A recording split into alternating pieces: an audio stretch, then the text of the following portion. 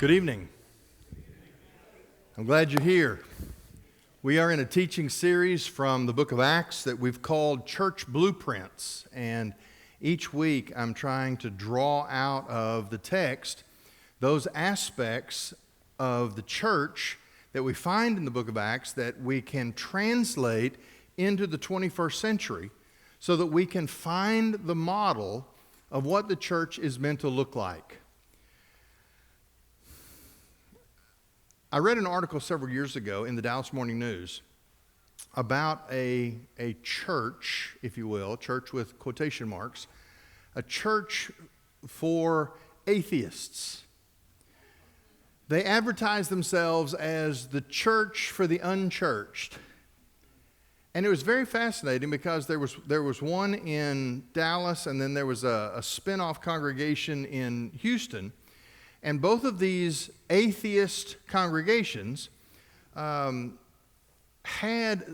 a very familiar feel to them. In fact, as I read through the article and they described what they did, they came together because they said that atheists often feel like they're hungry for community and they need to be together with like-minded people. And they come together and they sing. They love to sing. Now, they don't sing songs with any theological content. It was mostly folk songs. I mean, the song list looked like it was, kind of from a 60s protest. But they sang folk songs and usually had an instrumental special. The children actually went to what they called Sunday school. Everything about this church could be a church. The only difference was the message, the teaching time, was about free thought. It was about how to be a good person without, as he put it, a God leaning over your shoulder to make you be good. A couple of problems, and really it's a different sermon, but they miss the point of Christianity if they think that what we're doing here is just trying to learn how to be good. That's not what Christianity is about. But nevertheless, their structure, their program, they imitated everything that a church does except one thing. The world can't imitate those aspects of the church that involve divine power and supernatural transformation. The world can't change lives. They could scratch the itch for community.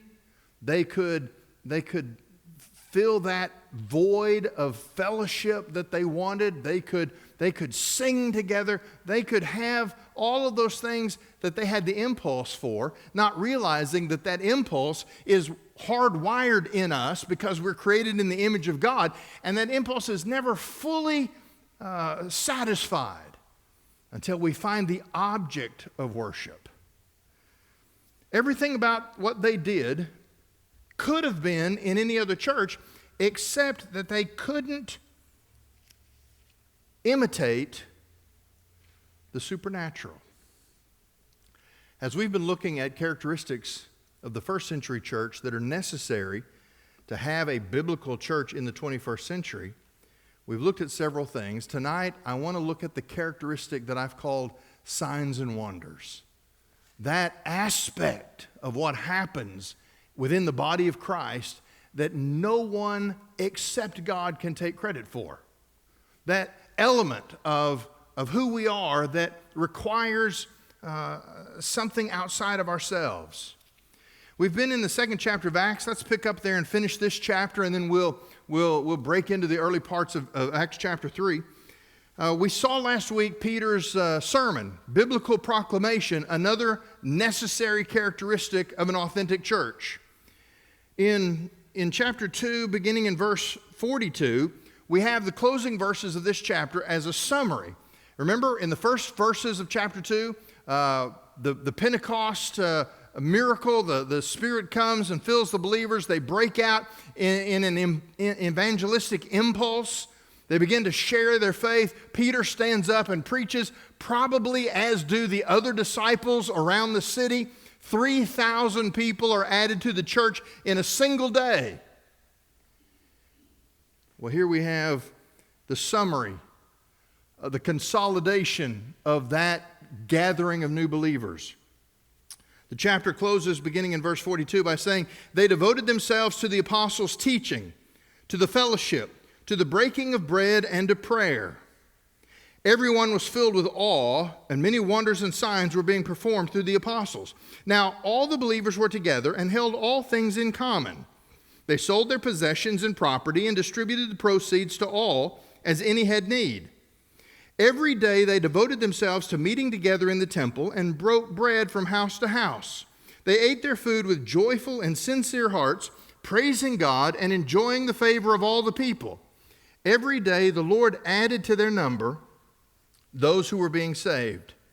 Now let's talk about this. I've given you an outline here that begins with what I've called the assembly of power. Following the presence of the Holy Spirit and the powerful biblical proclamation of the Apostle Peter, it says that this assembly had certain priorities. The priorities defined how they moved forward from that spectacular Pentecost day. They had a first set of priorities, and that was they devoted themselves to the apostles' teaching. They were devoted to what in other places in Acts is called the ministry of the word. They gave themselves, the word devoted there means that they were sold out. They were fully committed to hearing the word. They were teachable. Man, it is amazing what can happen, what God can do in a church of people who have teachable spirits. They were teachable. They were devoted to the teaching of the apostles. They gave themselves to learning the word. Now understand, there were no great scholars in this group. They were regular people. Their credentials were not seminary diplomas. Their credentials was that for the first time in human history, everybody that was a part of this kingdom movement, they were indwelt by the presence of God's Spirit Himself. That made all the difference. Listen, I've traveled in a lot of different countries around the world, and I've done a lot of pastor training in other places. And what I've discovered is that while training is a great supplement, it is a powerful way to strengthen a church. If you can help them have trained leadership, they will grow by leaps and bounds. But the one thing that you can't produce in a classroom, you have to have a Spirit-filled Bible teacher. That's the necessary ingredient. This crowd of 3,000 people, they were in Jerusalem. We can assume that they, by and large, had some familiarity with the Old Testament because they had come to Jerusalem from all over the Roman Empire in order to celebrate the Jewish festival that we call Pentecost. So they had some knowledge of the God of Abraham, Isaac, and Jacob. They knew something of the Old Testament, but what they didn't know was how all of the story of the Old Testament came to fulfillment, came to fruition in this person, Jesus Christ, who was the Messiah. And so you can imagine where the beginning point was. The disciples, using 3 years of eyewitness testimony, using the tutoring that they had received from Jesus Himself, utilizing the leadership of the Spirit in their lives, they just opened up the Old Testament and they began to teach, pointing to Jesus in every lesson. Can you imagine? I'm determined one of these years to do a survey of the Old Testament and just bring out Jesus in every book, every one of the 39 books of the Old Testament, because He's there. He's there. But you see, they'd never seen the Messiah. They didn't understand it. It was only by looking back that they were beginning to get the picture of what God had done.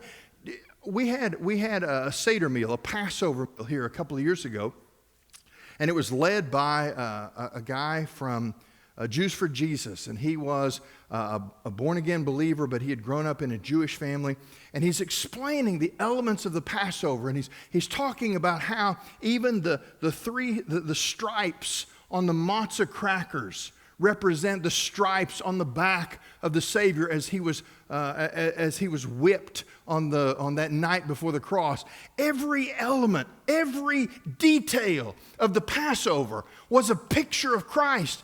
And somebody in our crowd said, "Did you not ever see any of this?" He said, "I took the Passover meal every year of my life from the time I was born until I was in my 30s and I came to know Jesus." And he said, "The first time I took the Passover after meeting Jesus, I wept because it came alive for the first time. Every single element had something about it that was so obvious. How did I miss it?" That's what's happening in the early church. That's what's meant to happen when the body of Christ comes together and we make the opening and the instruction of the Word of God the central act of our worship. We are not a denomination that sets the pulpit off to the side and does a nice devotional homily that just sort of pats you on the head and sends you on your way.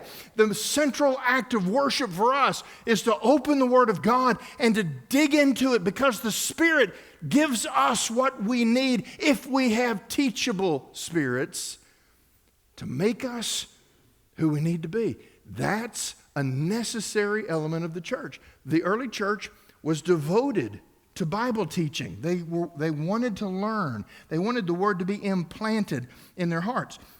It says also they were devoted to the fellowship. The fellowship. There was something about the church that had never been seen before. What was it? Ever since the exile, some 400 years earlier, the Jews had finally learned one lesson, a lesson that they never learned all the way through. They finally learned a lesson from the time of Joshua in the Promised Land, when they didn't fully dispose of the tribes that had taken residence there. They intermarried. They did exactly what God said not to do. Don't intermingle with foreigners. Don't marry their daughters, because their daughters will bring their gods into your home. It will pollute you. It will do damage to you. That eventually led all the way through the Old Testament, through the time of the kings, through the time of the prophets. It led us to the exile. God saying, "I must make my point clear. I will preserve you, but you have got to be pure." The Jews finally got that in the exile. They had to be separate. They had to be different. Only they swung the pendulum way, way, way back over here. And what they came out of the exile with was the idea that they couldn't have anything to do with anybody else. Gentiles were unspeakable. They were dirty. They were beneath us. In fact, the idea that the Jews developed was that when the Messiah came, it would be for the express purpose of elevating Israel and putting the Gentile world under the heel of Jewish rule. That was just given fed fuel when the Romans came along and occupied Judah and became the symbol of Gentile oppression. The Jews couldn't stand Gentiles. They hated them. They wouldn't step foot into a Gentile house. They wouldn't share a meal, even if it was Jewish food. They wouldn't share a meal with a Gentile person. They'd learned the lesson about being separate, about being holy, but it had produced in them a disdain for the whole rest of the world.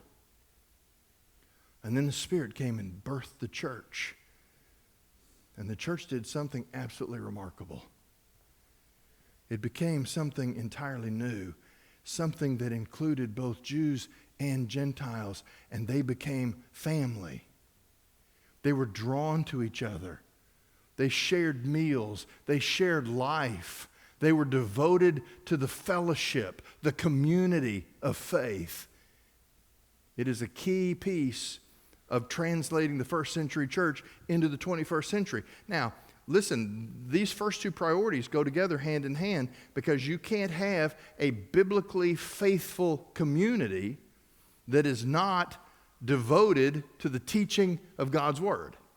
Those go hand in hand. But there's a second set of priorities that are also listed in this verse.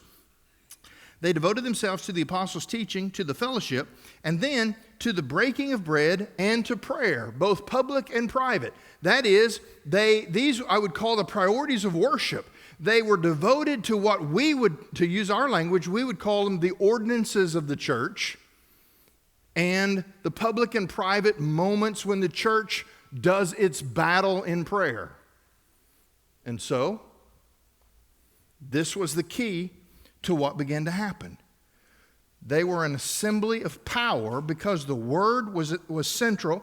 The fellowship bonded them together as a people, and the rituals of worship gave them a common experience as they approached the throne of grace together. Well, it produced what I've called a family of trust. Look at these next verses. We'll come back to verse 43. Everyone was filled with awe, and many wonders and signs were being performed through the apostles. Now look at verse 44. Now all the believers were together and held all things in common. They sold their possessions and property and distributed the proceeds to all as any had need. Every day they devoted themselves to meeting together in the temple and broke bread from house to house. A family of trust. Now I know you've heard people, you've heard me teach on this passage, but as I was thinking through this, as far as how to translate the first century church into the 21st century, it dawned on me that we tend to take those verses as a model of sacrificial giving. These verses are usually taught as an explanation of how you give. You give to meet the needs of the family. You give so that nobody falls through the cracks. Wherever there was a need, they were willing to actually liquidate hard assets in order for the church to have the resources necessary to care for all the people who were a part of the fellowship. But it dawned on me as I was kind of revisiting this passage that really what's happening here, I mean, we don't know the details. There's a lot of confusion about this verse. I've heard people teach that the early church was a communistic or socialistic church. That's not what's happening here. It wasn't a cult where they liquidated all their assets and brought everything they owned and put it in a big pile at the feet of the disciples, and then the disciples doled it out. It wasn't that kind of setting. The picture that we see here is that they were acting on an impulse that the Spirit put in their lives to give out of what they had in order to further what the church was doing. We saw this just a few weeks ago when we looked at the offering that Moses called for the construction of the tabernacle.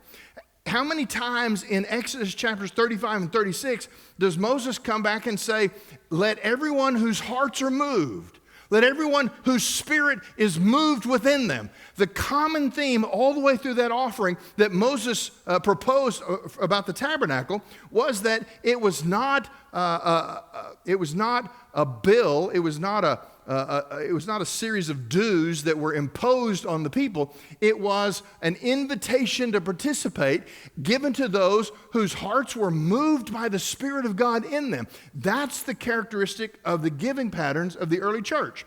But here's what I want you to see. While they gave out of their resources that God had placed in their trust, they gave out of those resources because the Spirit compelled them, inspired them, moved their hearts to give. The key here that we often miss in this passage is they gave with no expectation that they had to maintain control of the gift. In other words, when they gave to the church, it was for the good of the church, but there was an implicit trust, not just of the leadership, but of the entire church. It was a trust that comes from being family, supernaturally assembled by the Spirit of God.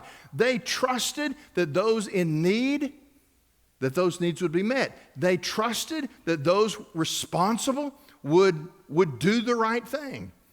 When Evergreen started a few years ago, this is one of the characteristics that we adopted along with everything else that we're going to see in the book of Acts. And it was the idea that we wanted to develop a credibility and a trust level within the church so that there was never any concern about financial behavior that was under the table, that was questionable. We wanted there to be transparency. We wanted the church to be able to develop a confidence in the way leadership utilized the resources that God provided through His people. It's remarkable because it didn't take any time at all before I began to realize that there was no reason to have business meetings, not like the monthly business meeting that most of us grew up with, every month, the treasurer's report. There was no reason to do that here because nobody was interested in it. Why?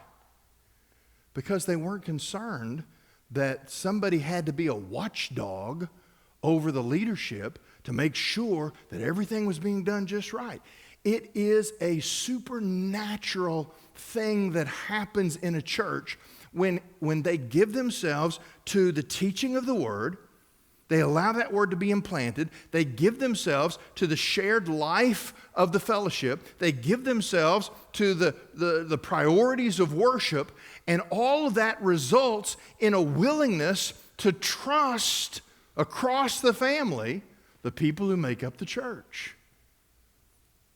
This was remarkable 2,000 years ago. I suspect it's even more remarkable today.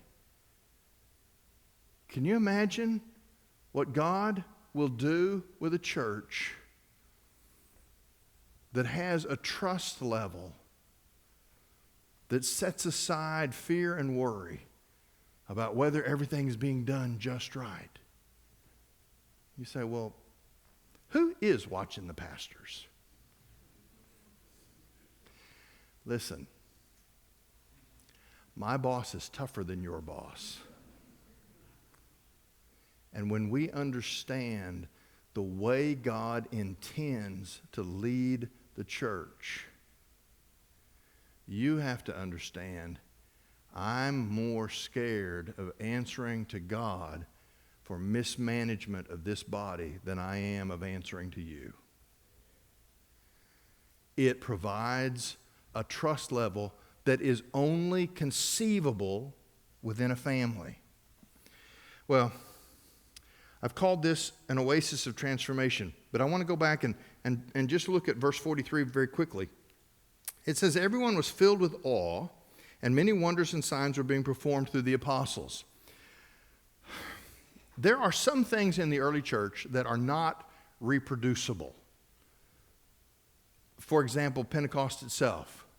That was a foundational beginning event. That's not to happen every Sunday at every church. That's not what that is. It was a foundational event that birthed the church. There are some things about the church that really have wrapped up. We call those signs. They were direct acts of God that had the authority of revelation to them, because the early church didn't have the New Testament. They didn't have this compiled canon of authoritative writings yet. They had the Old Testament, but they didn't yet have the New Testament. And so God gave direction to the church much the way that He gave direction to the prophets in the Old Testament. Now, as the church becomes established, as the canon of Scripture begins to be assembled or compiled, those signs begin to drift away. But the wonders are meant to stay. Now, we're going to come back to that because I want to finish this chapter. But when we get to chapter 3, I want us to see this. Let's finish this chapter. Every day they devoted themselves to meeting together in the temple. They broke bread from house to house. They ate their food with joyful and sincere hearts, praising God and enjoying the favor of all the people. Every day the Lord added to their number those who were being saved. What a remarkable description we have here of a church that is growing supernaturally because God is so at work that He Himself is adding to the body every day. Listen, there's all kinds of ways that you can grow a church. I get endless advertisements for church growth books, for church growth conferences, for church growth seminars. They have to do with branding and marketing and publicity and advertising. And there's all different ways that, and they assure me that if I'll just run this program in my church, that we'll be standing room only and people will be clamoring to get in. Until they're bored. Then they'll be clamoring to get out. You don't build a church solely on the basis of corporate marketing practices. In order for it to be an authentic church, it is built on the movement of the Spirit of God within a generation, and He gives the growth.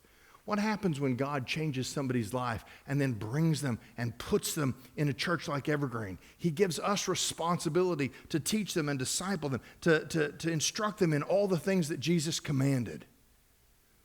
That's a great responsibility that He's given to us. That's why we have a covenant-based membership. When you come into Evergreen, you're invited to a 101 class where we outline the expectations of membership. But I can summarize the expectations of membership in this way.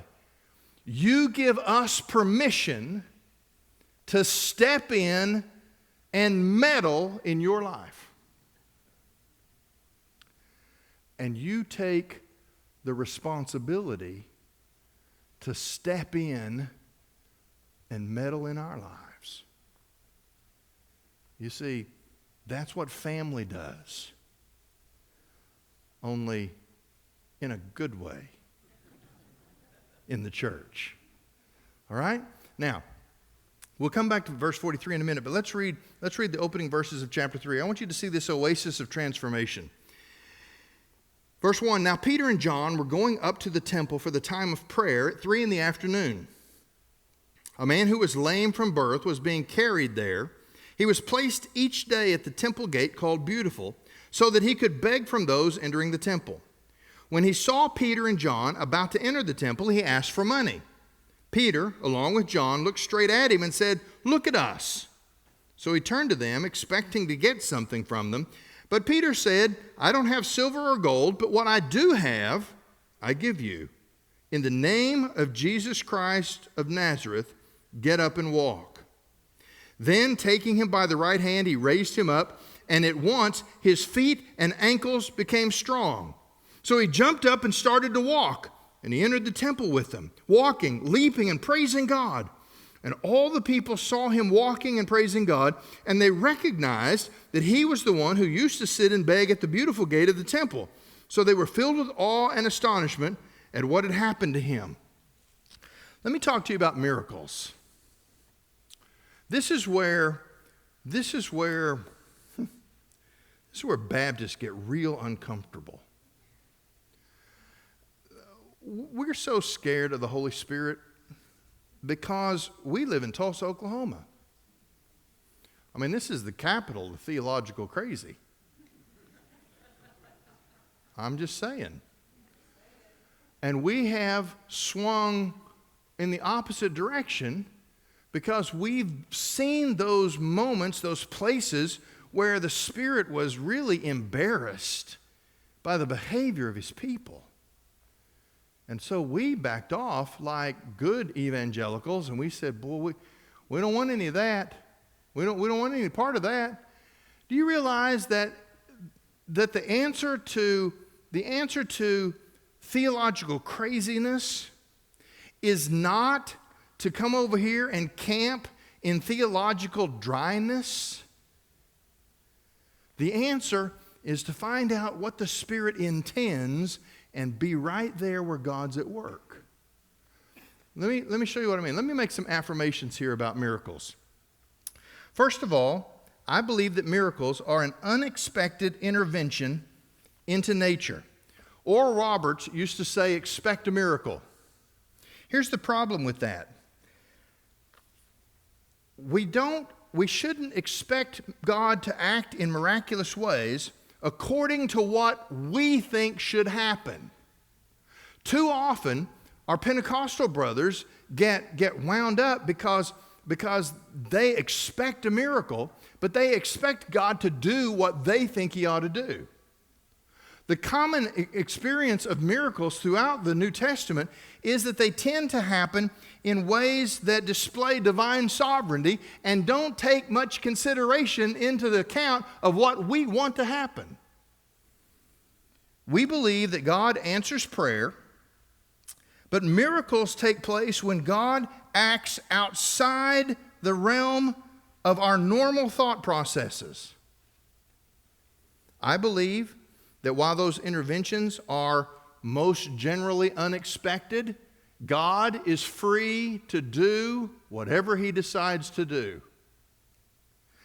I believe that miracles are uncommon occurrences.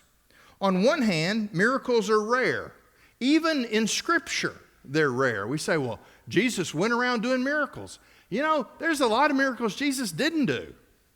There's a lot of people that were a part of the crowd that Jesus didn't get to. Why?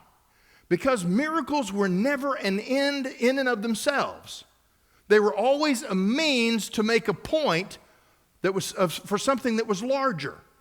Jesus established His credibility. Jesus showed that He had the authority given to Him by the Father. His miracles were signs of His standing as the Messiah, but they were relatively rare. And yet, on the other hand, I think if we look for it, we find God's providence performing miracles all around us every single day. We're just not paying attention. Let me show you what I mean by that. As we walk through this story with the lame man, we find out in a later chapter in Acts that he's 40 years old. He's carried to the same place at the temple every single day. He was a fixture. They all knew who he was. He was a beggar who begged every day because his legs were lame. He was physically unable to work and provide for himself. And so the best possible place to get a little charity was to catch people going in and coming out of the temple. Hopefully, if they're having an experience with the true God, there might be a little compassion in their hearts, coming or going. And so every day, he's a fixture as he arrives by the help of someone who brings him. On this day, Peter and John are walking along, and he's asking for money. Now, we know that he's just going through the motions of doing what he did 1,000 times a day, every single day, because when they stop, he apparently hasn't yet noticed that they've stopped. He's so used to people just passing by, they probably 95% of them didn't acknowledge him in any way. The others that had some gift to drop in his little cup usually just did it while they were on the move. Nobody ever stopped and engaged this fellow. Nobody stopped and had a conversation with him. He wasn't used to that. Here, Peter and John stop. And they say, "Look at us." "Yes, sir. Yes, sir." He thinks he's going to get some money. They've stopped. This is unusual in itself. They're paying attention to him. They must be about to give him something really good. Now, here's the thing about Christians. We spend a lot of time fretting about what we don't have to give to people, when what we're supposed to do is recognize what we do have to give to people. He thinks he's going to get money, and Peter says, "I'm sorry, we don't have any silver or gold." That was the expectation. He says, "But I can give you what I do have." And what was that? He was able to share the power that was in the disciples' lives because they were followers of Jesus Christ the Messiah. They spoke to him and gave him, in a miraculous encounter, this moment. It says, look at us. So he turned to them expecting to get something, but Peter said, I don't have silver or gold, but what I do have, I give you. In the name of Jesus Christ of Nazareth, get up and walk. Then taking him by the right hand, he raised him up, and at once his feet and ankles became strong. These two men were on their way to their daily personal discipline of prayer. There's no tongues of fire here. There's nothing dramatic that's attracting attention. Pentecost has passed. The church is settling into a routine of daily time together, shared life, teaching of the word. The ecstasy of Pentecost was finished. They were on to the regular lifestyle of a believer. But now, as they make their way to the temple, they see an opportunity. They become aware of a need. And I don't want to miss this. Nobody else stopped to talk to this man.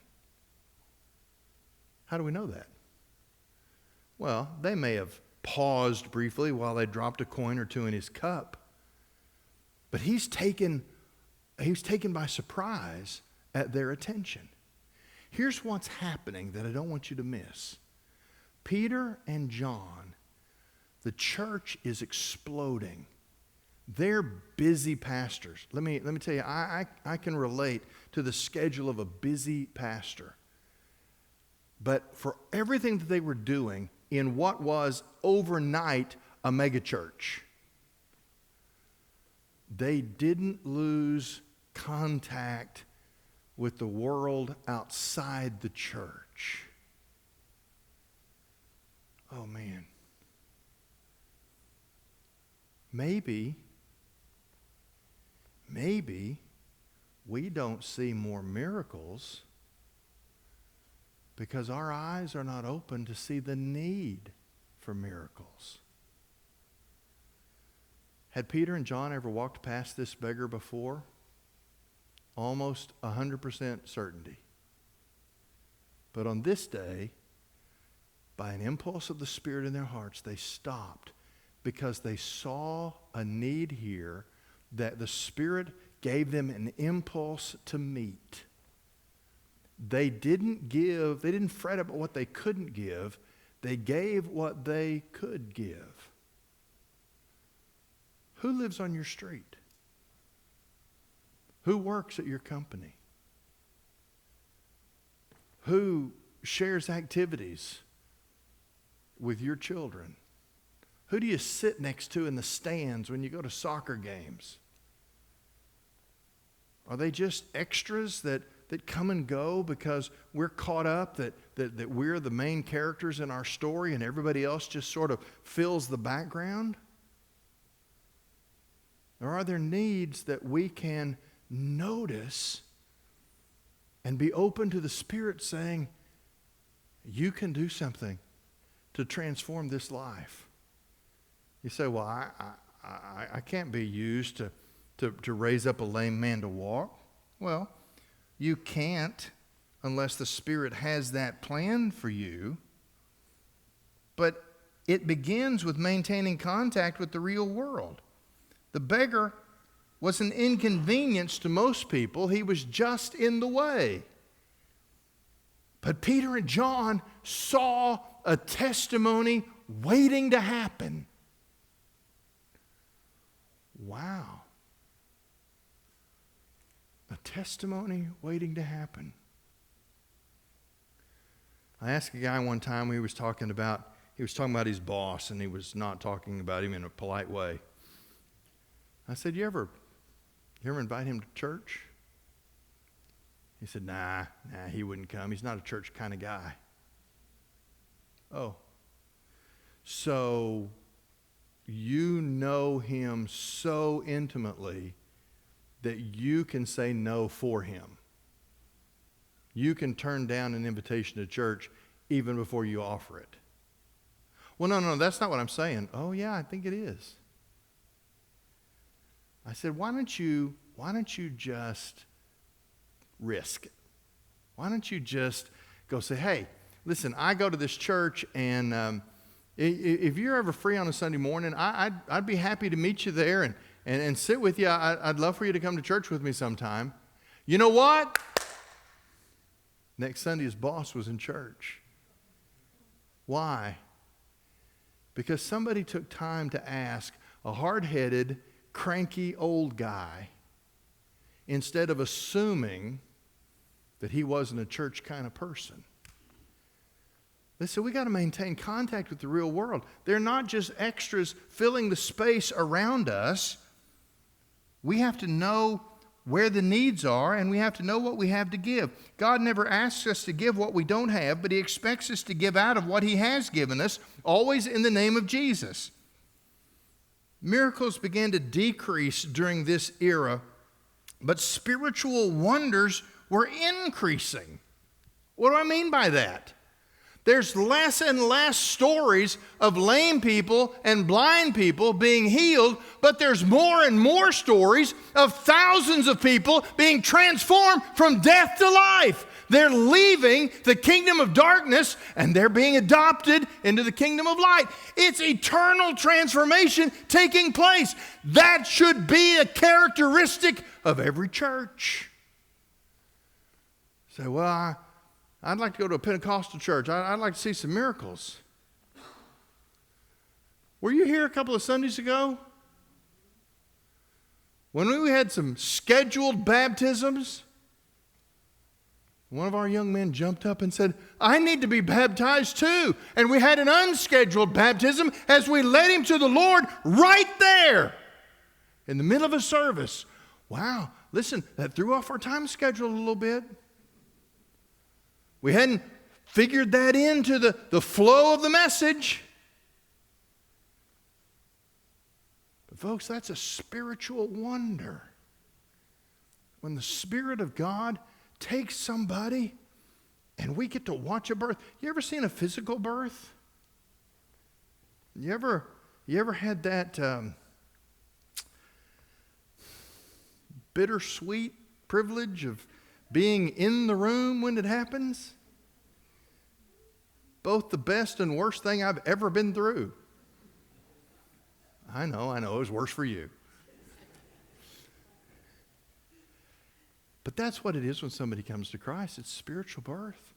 There's that same kind of awestruck wonder at what was happening.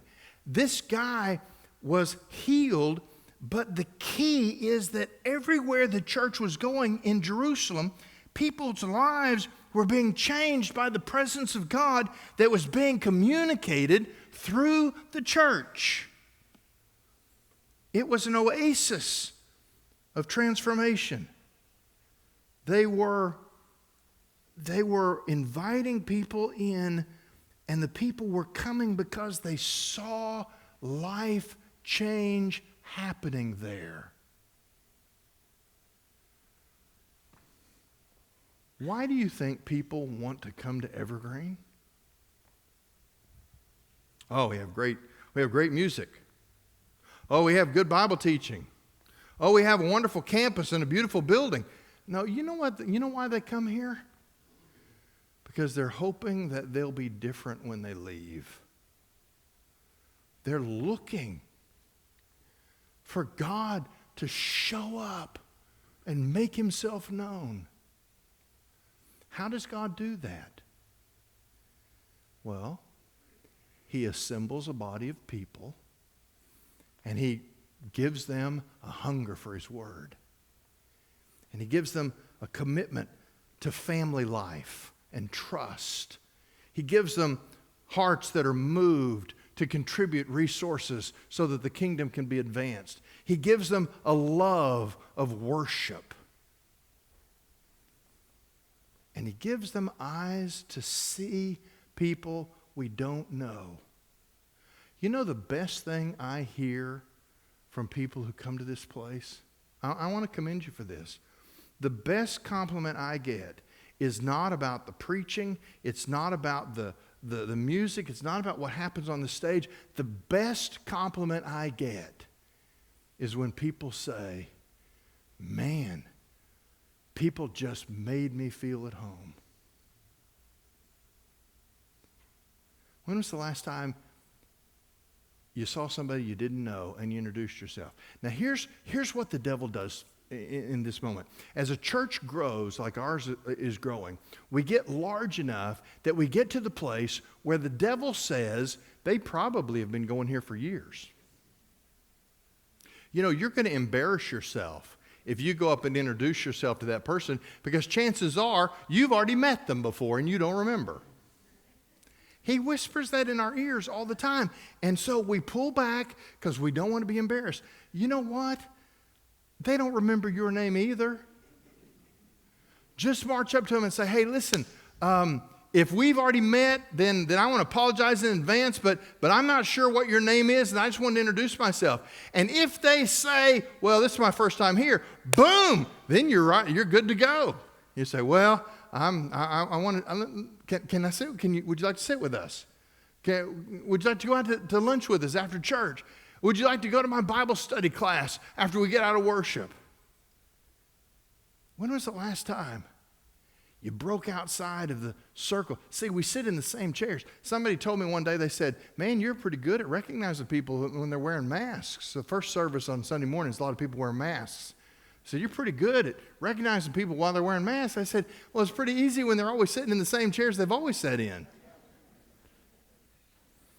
What if we broke outside of our little circle of people that we know that sit around us every week? What if we went to a different section during the greeting time and found somebody that we don't recognize? What if we said, hey, let me introduce myself?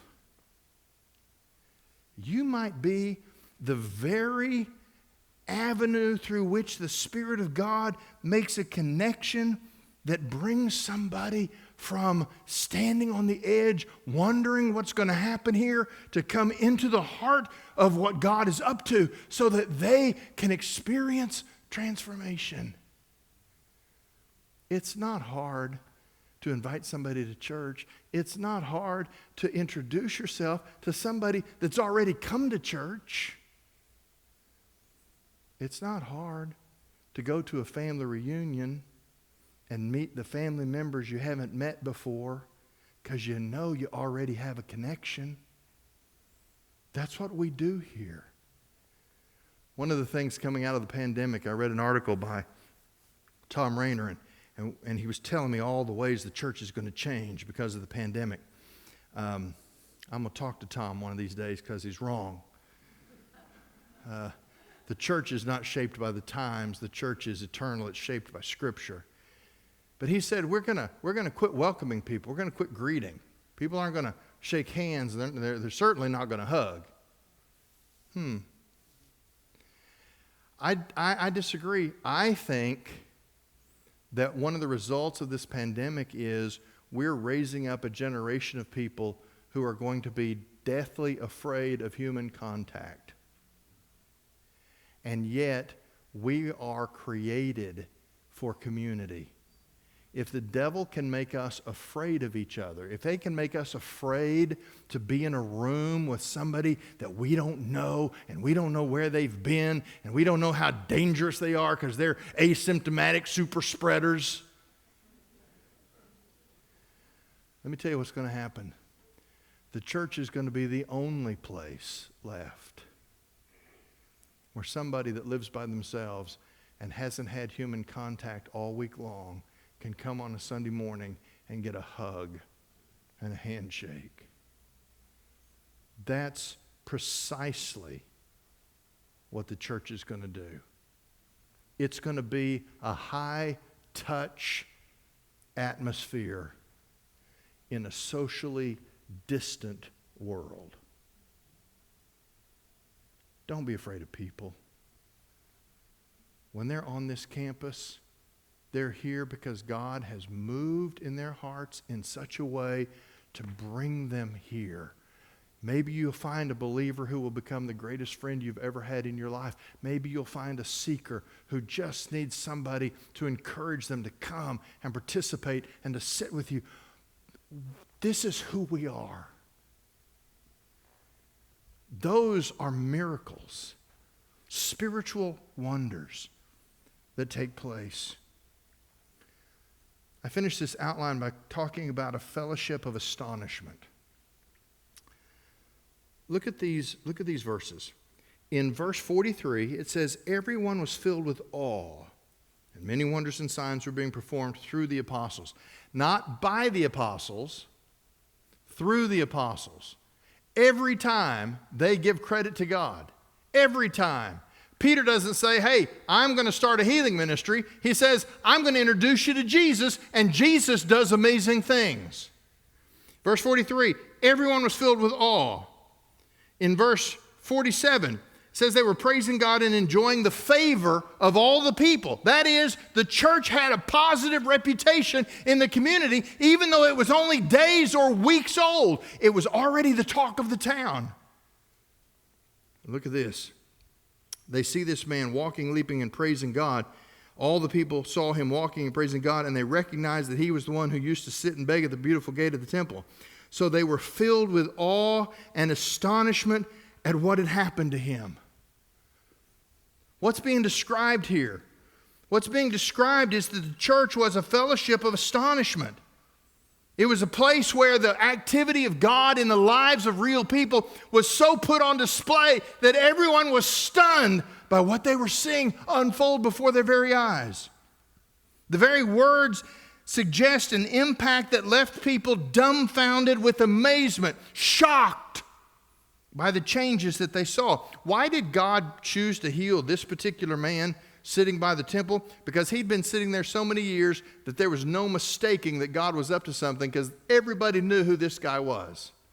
They didn't bring him in from the next town over. He wasn't the relative of somebody that they heard about, and this miracle and it got added and grew. This was somebody they all knew. They recognized him, and the only thing they could agree on was they'd never seen him up and dancing like he was this day. There was such a confidence in the church.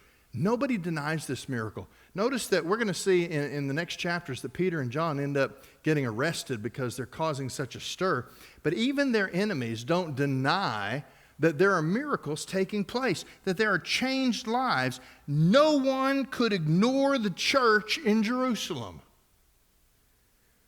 And yet, in the year 2020, the element of astonishment is missing from most churches today. We are about the ordinary and the routine and the predictable. The regular is what marks most of what we do. Churches today may be admired, they may be congratulated, sometimes they're ignored, but we seldom astonish people. I don't know about you, but I'm fed up with the church being underestimated. I don't know if you saw the presidential debate last night, and I used the word presidential loosely. You could power the nation in the energy produced by Lincoln and Douglas spinning in their graves.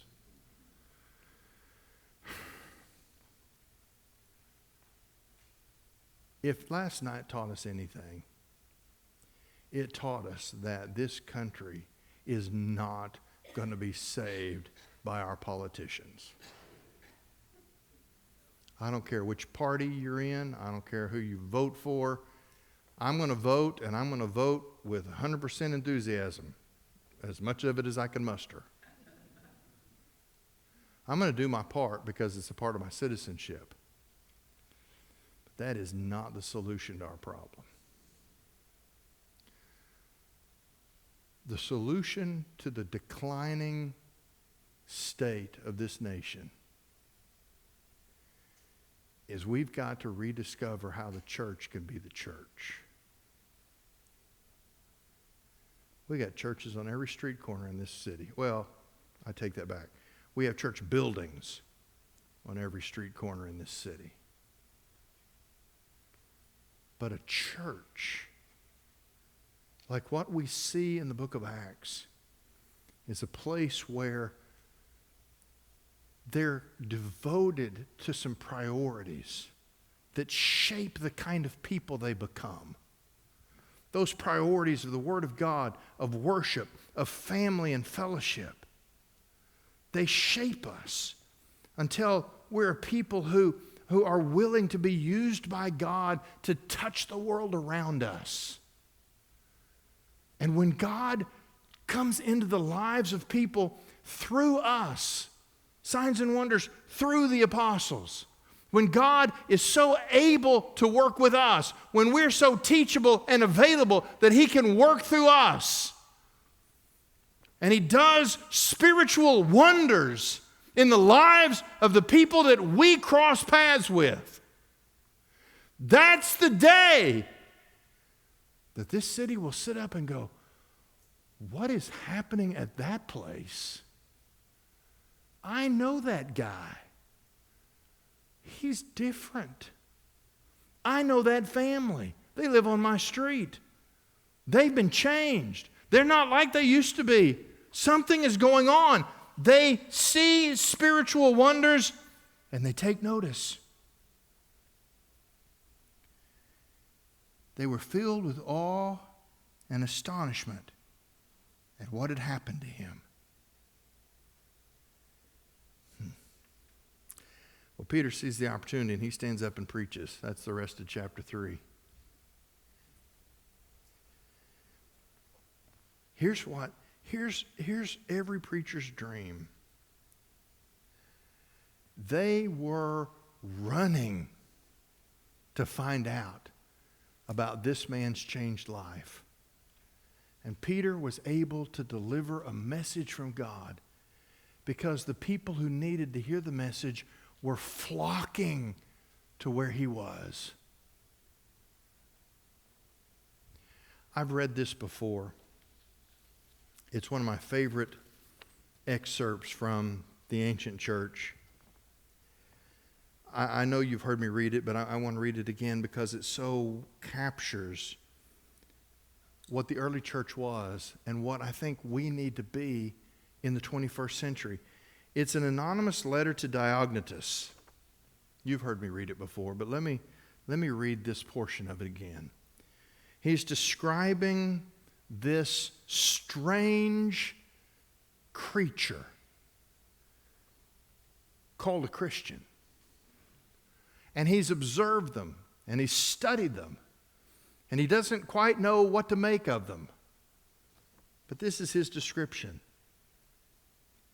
He says, "For Christians are not differentiated from other people by country, language, or customs. You see, they do not live in cities of their own or speak some strange dialect or have some peculiar lifestyle. This teaching of theirs has not been contrived by the invention and speculation of inquisitive men, nor are they propagating mere human teaching as some people do.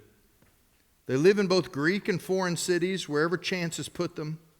They follow local customs in clothing, food, and the other aspects of life, but at the same time they demonstrate to us the wonderful and certainly unusual form of their own citizenship. They live in their own native lands, but as aliens. As citizens, they share all things with others, but like aliens, they suffer all things. Every foreign country is to them as their native country, and every native land as a foreign country. They marry and have children just like everyone else, but they do not kill unwanted babies. They offer a shared table, but not a shared bed. They are at present in the flesh, but they do not live according to the flesh. They are passing their days on earth, but are citizens of heaven. They obey the appointed laws and go beyond the laws in their own lives. They love everyone, but are persecuted by all. They are unknown and condemned. They are put to death and yet gain life. They are poor and yet make many rich. They are short of everything and yet have plenty of all things. They are dishonored and yet gain glory through dishonor. Their names are blackened and yet they are cleared. They are mocked but they bless in return. They are treated outrageously and behave respectfully to others. When they do good, they are punished as evildoers, and when punished, they rejoice as if being given new life. They are attacked by Jews as aliens and are persecuted by Greeks. Yet those who hate them cannot give any reason for their hostility. To put it simply, the soul is to the body as Christians are to the world. The soul is spread throughout all parts of the body, and Christians through all the cities of the world. The soul is in the body, but is not of the body. Christians, it seems, are in the world, but not of the world.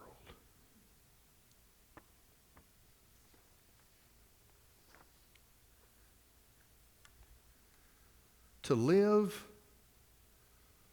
that life on public display is to participate in a church filled with signs and wonders. The question of our series is, how do you translate the first century church into the 21st century? We don't do it by manufacturing miracles. We do it by pursuing transformed lives, and we let God put us on display so that spiritual wonders take place all around us. That's the church Evergreen is meant to be. Let's pray together. Father, thank you so much.